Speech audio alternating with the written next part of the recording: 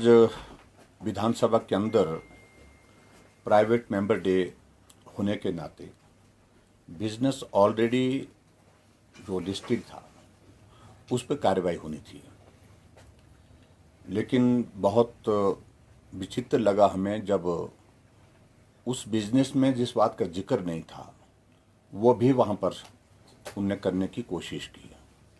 जो श्वेत पत्र का आप जिक्र करते हैं, हमें मालूम था कि ये श्वेत पत्र इस सत्र में लाने की बात कह रहे हैं, लेकिन प्राइवेट मेंबर डे जिस दिन होता है उस दिन कोई भी कार्रवाई जो लिस्टेड बिजनेस होता है उसके अतिरिक्त नहीं होता है। अगर होता भी है तो हाउस की सहमति से होता है। हम सबको इस बात को लेकर के बड़ा आश्चर्य हो गया कि जब एकाएक डिप्टी चीफ मिनिस्टर खड़े होकर के श्वेत पत्र पढ़ने लगे, प्रधानमंत्री जी के दौरे का जिक्र करने लगे और दौरे पर खर्च हुए पैसे का जिक्र करने लगे। मैं समझता हूं कि इतनी संकीर्ण सोच सरकार की हो सकती है, ये कल्पना नहीं की जा सकती है। प्रधानमंत्री एक संवैधानिक, चाहे वो ऑल इंडिया मेडिकल इंस्टीट्यूट की बात करें बिलासपुर की, चाहे हम प्रधानमंत्री ग्राम सड़क योजना की शुरुआत की बात करें, चाहे हम बल्क ड्रग फार्मा पार्क की बात करें, हम चाहे मेडिकल डिवाइस पार्क की बात करें, चाहे हम जो हमारे रेणुका जी प्रोजेक्ट की बात करें, और इसके अतिरिक्त में बहुत सारी चीजों को लेकर के उसका भी वो हिसाब मांग रहे हैं। इससे बड़ा दुर्भाग्य नहीं हो सकता है। और मैं उनसे ही पूछता हूं, राहुल गांधी जी क्या है? जब कांग्रेस की सरकार हिमाचल प्रदेश में थी, चुनाव से ठीक 5 दिन पहले मंडी के पड्डल के मैदान में आते हैं और वहां की रैली को सरकारी रूप दिया जाता है और लगभग 1 करोड़ के लगभग जो उस पर जो गाड़ियों पर खर्च किया, वो सारी चीजों पर खर्च किया, उसका बिल सरकार के ऊपर डाल दिया गया। वो तो सिर्फ सांसद थे और उस वक्त मुझे मालूम थे कि कांग्रेस पार्टी के जनरल सेक्रेटरी थे या कांग्रेस पार्टी के अध्यक्ष थे, मुझे मालूम नहीं, लेकिन जो भी थे, लेकिन संवैधानिक दायित्व पर नहीं थे। और ऐसे में सारी चीज को इस तरह से कंपेयर करना ये बहुत ही दुर्भाग्यपूर्ण और बहुत, जिसको मैं कह सकता हूं, घटिया मानसिकता, घटिया सोच है। और जहां ऋण की बात कह रहे हैं, क्या ये हमको एनओसी दे करके गए थे कि भाई हमको पूरा क्लियरेंस दे करके गए थे कि अब कोई बिल नहीं बचा है पुराना? लगभग 50,000 करोड़ रुपए का ऋण कांग्रेस पार्टी जाते जाते भारतीय जनता पार्टी की सरकार आने से पहले हम पर छोड़ गई थी। देनदारी, ऋण की बात कर रहा हूं मैं, देनदारी अलग से, वो हमने कैलकुलेट ही नहीं की। हमने इतना सोचा ही नहीं कि भाई ये भी सारी चीजें कैलकुलेट करनी है। और जितना ऋण वीरभद्र सिंह जी ने अपने कार्यकाल 5 वर्षों में लिया, उससे कम ऋण हमने 5 वर्षों में लिया है, कोविड के दौर के बावजूद भी। एक्चुअल ऋण जो है वो 75,000 नहीं, एक्चुअल ऋण है 69,600 करोड़ रुपीस जब हमने छोड़ा है। और जब ये सत्ता में आए उसके बाद अप्रैल तक इन्होंने अपना अलग से ऋण लिया और 8 महीने के अंदर 8,000 करोड़ रुपए ऋण ले चुके हैं। ये किस मुंह से सारी बात को कर रहे हैं? इसलिए हमारा एतराज था, ये अनावश्यक रूप से इस प्रकार से जो आप बात कह रहे हैं ये सत्य नहीं है, आंकड़े झूठे हैं। और कोई भी श्वेत पत्र होता है, कोई भी श्वेत पत्र होता है, उसमें प्रमुख रूप से कम लगातार 3 बार की सरकारों का दौर निकाला जाता है और कंपैरिजन किया जाता है और उसके माध्यम से कहां ज्यादा खर्च हुआ, कहां कम खर्च हुआ, उसका कंपैरिजन करने के बाद एक जो है उसका लिस्ट बनता है, तो वो बनता है। 5 साल की बीजेपी की सरकार पर श्वेत पत्र, ये राजनीतिक मकसद के साथ बातें करी है, राजनीतिक मकसद के साथ इन्होंने सारा ये श्वेत पत्र लाने की कोशिश की है। और मैं इस श्वेत पत्र को सिरे से खारिज करता हूं और इसका कोई अर्थ नहीं, कोई औचित्य नहीं है। सिर्फ राजनीतिक मकसद के साथ जो बातें कह रहे हैं, इनका राजनीतिक मकसद से ही, राजनीतिक दृष्टि से ही हम जवाब देंगे। मैंने कहा है कि मेरी जानकारी के मुताबिक ये हो रहा है। फोन टैपिंग की बात मैंने कही और मुख्यमंत्री जवाब क्यों नहीं दे पाए हाउस के अंदर? उनके चेहरे को हमने देखा कि चेहरा उनका क्यों उड़ गया। ये प्रश्न है, हम ही नहीं कह रहे हैं, बहुत सारे लोग बोल रहे हैं। विधायकों के फोन टैप करना ये एक नई परंपरा, अगर ये सत्य है तो ये नई परंपरा जो है हिमाचल प्रदेश में शुरू की है इनने। इस बात की इजाज़त नहीं होनी चाहिए और जो जानकारी हमको प्राप्त हुई है उसके मुताबिक मुख्यमंत्री स्पष्टीकरण दें। सर, वो उल्टा आरोप लगा रहे हैं कि केंद्र सरकार की तरफ से भी हिमाचल के कांग्रेस नेताओं के फोन टेप हो रहे हैं। कोई किसी का नहीं हो रहा है इन सारी चीज़ों को लेकर के। अब ये बात अब कह रहे हैं, हमने तो बिल्कुल उस वक्त कह दी जब इन बातों का जिक्र नहीं होता था। इस तरह से गलत तरीके से बात कहने का कोई मतलब नहीं। मैं जो बात कही है हमने जानकारियां हासिल की हैं और जानकारी के हासिल करने के पश्चात सारी बात कही है। जोगिंदरनगर वाला इशू आज सदन में गूंजा था सर, क्या पूरा मामला है? देखिए, जोगिंदरनगर में एक बहुत ही दुर्भाग्यपूर्ण घटना घटित हुई। कांग्रेस का एक नेता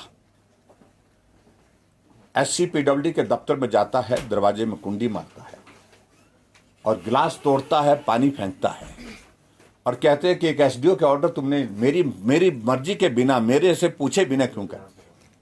ना वो विधायक है, जो वो आदमी है कांग्रेस का, सिर्फ पदाधिकारी है। और उसके पश्चात 1 घंटे तक SCPWD को वहां पर बंधक के रूप में वहां पर बना के रखा।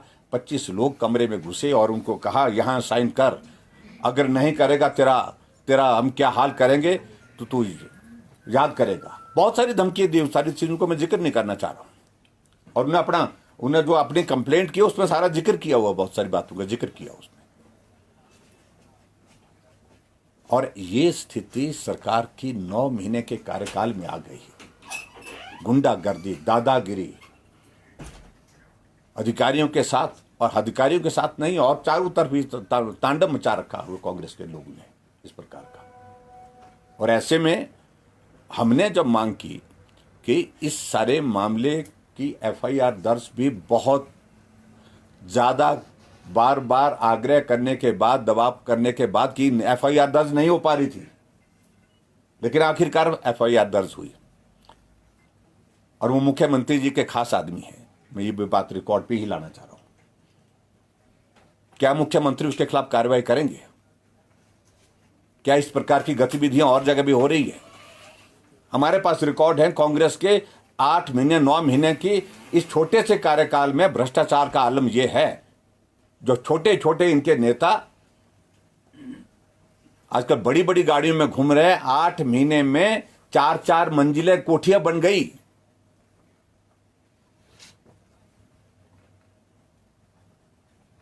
वक्त आने पर वो भी बताएंगे हम। ये प्रदेश आपदा के दौर में से गुजर रहा है। इस लूट को बंद करना होगा भाई, और इस लूट को बंद करने के लिए मुख्यमंत्री से उम्मीद करते हैं। लेकिन जिस प्रकार से इस आपदा की घड़ी में भी लूट मची हुई है, मालूम करिए जरा आप डिप्टी कमिश्नर के ऑफिस में सभी जगह ये तंबू किस किस को ऑर्डर हुए हैं। 5-5 करोड़ के, 10-10 करोड़ के एक डिस्ट्रिक्ट में ऑर्डर हुए हैं। और कौन लोग हैं वो पता करिए जरा। आपदा में अवसर ये है कांग्रेस के लिए हुआ। तो इसलिए इन सारी बातों को लेकर के मैं बड़ा स्पष्ट कहना चाह रहा हूं कि ये दौर हमने कभी नहीं देखा जो वर्तमान परिस्थिति हमारे सामने आई है।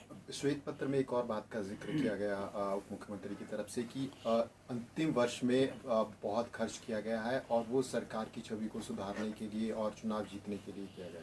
देखिए, सरकार 5 वर्ष के लिए होती है और अंतिम दिन तक सरकार जब तक होती है अपनी योजनाओं को कार्यान्वयन करने के लिए, उनका प्रचार प्रसार के लिए, उनको प्रभावी ढंग से जो सरकारी कार्यक्रम होते हैं उनको करने के लिए करती है। और हमने इसके सिवा कुछ नहीं किया है। जो सरकारी कार्यक्रम थे सरकारी कार्यक्रम के तहत किया है।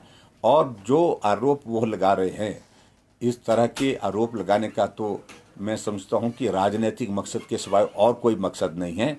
लेकिन अगर अच्छा होता, अगर सही मायने में अगर ये श्वेत पत्र लाने की बात होती ईमानदारी से, तो 3 सरकारों का लाते फिर मालूम पड़ता। एक्चुअल स्थिति क्या है सर, छोटी छोटी अगर जल्दी से बता पाएं तो वर्तमान स्थिति, फाइनेंशियल कंडीशन हिमाचल प्रदेश? देखिए, फाइनेंशियल कंडीशन स्टेट की सबके सामने है, स्थिति अच्छी नहीं है और हमारे दौर में भी खराब थी, लेकिन हमने उसके बावजूद भी विकास को तरजीह दी। हर जगह काम हो रहा था, हर जगह विकास हो रहा था। आज हर जगह बंद पड़ा वो काम। और जहां तक आज जिस बात को लेकर के वहां पर जो रणधीर जी का प्रश्न था, वो बहुत महत्वपूर्ण प्रश्न था कि हिमाचल प्रदेश में पिछले 9 महीने से जो लाइबिलिटीज पड़ी हुई है, पेंडिंग लाइबिलिटीज हैं पीडब्ल्यूडी के और आईपीएस डिपार्टमेंट, हम तो पर्टिकुलर 2 डिपार्टमेंट की बात कर रहे हैं। पेमेंट सैकड़ों करोड़ रुपए की है, लेकिन वो पेमेंट नहीं दी जा रही है। और आज मुख्यमंत्री कह रहे हैं कि आप बताइए हमको अगर कहीं है तो हम, अरे पता करिए, आप सरकार में हैं, बताने की क्या आवश्यकता है? 20-20, 25-25 करोड़ एक एक डिवीजन में है लाइबिलिटीज, जिसके टेंडर हुए, टेंडर के बाद काम कर दिया, काम करने के बाद उद्घाटन भी न कर दिए, उसके बावजूद पेमेंट नहीं कर रहे, 9 महीने से पेमेंट नहीं कर रहे। उनको यह भी मालूम होना चाहिए उसमें मजदूर भी हैं जो सुबह से शाम तक कमाते हैं, परिवार को पालते हैं, लेकिन उनकी पेमेंट नहीं हुई। बहुत सारे लोगों ने मशीनें जो है वो लोन लेकर के खरीदी हुई है, बैंक में जमा हो गई वो। ये भी उनको समझना चाहिए इस बात को लेकर।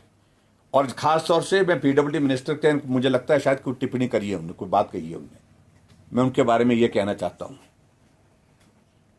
जब उनके पिताश्री जी छोड़ के गए थे, माननीय वीरभद्र सिंह जी, उनके प्रति हमारा सम्मान है। पीडब्ल्यूडी डिपार्टमेंट भी उनके ही पास था। 2017 में 28 करोड़ एक डिवीजन की लाइबिलिटी थी, वो क्लियर की है। पता करिए रोहड़ू में कितनी लाइबिलिटी थी, 22 करोड़ से ऊपर की थी। रामपुर में 20 करोड़ से ऊपर की थी। मेरे ही डिवीजन में 18 करोड़ के लगभग थी। हमने वो पेमेंट रोकी क्या? जब काम हो गया, सड़क बन गई, पुल बन गया, कोई बिल्डिंग बन गई, और उसके बाद वो पेमेंट करनी है। लेकिन यहां सैकड़ों करोड़ रुपए की पेमेंट अभी तक जो है पेंडिंग है, नहीं दी जा रही है। और ऊपर से ये कर रहे हैं कि पैसा उसको मिलेगा, एलओसी उसको मिलेगी, जहां एलओसी के माध्यम से पेमेंट उसकी होगी जो कांग्रेस पार्टी के यहां से फोन कराएगा, बात करेगा। यही प्रश्न रणधीर शर्मा जी का था, जिस पर उन्होंने झूठ बोला, और झूठ बोल करके तभी हमने सदन से वॉकआउट किया। कितना भी झूठ मत बोलिए, आप सत्ता झूठ बोल करके हासिल करने में सफल हो गए, लेकिन सत्ता चलाने में झूठ बोलकर आप सफल नहीं हो सकते। इस बात को उनको समझना चाहिए। Thank you.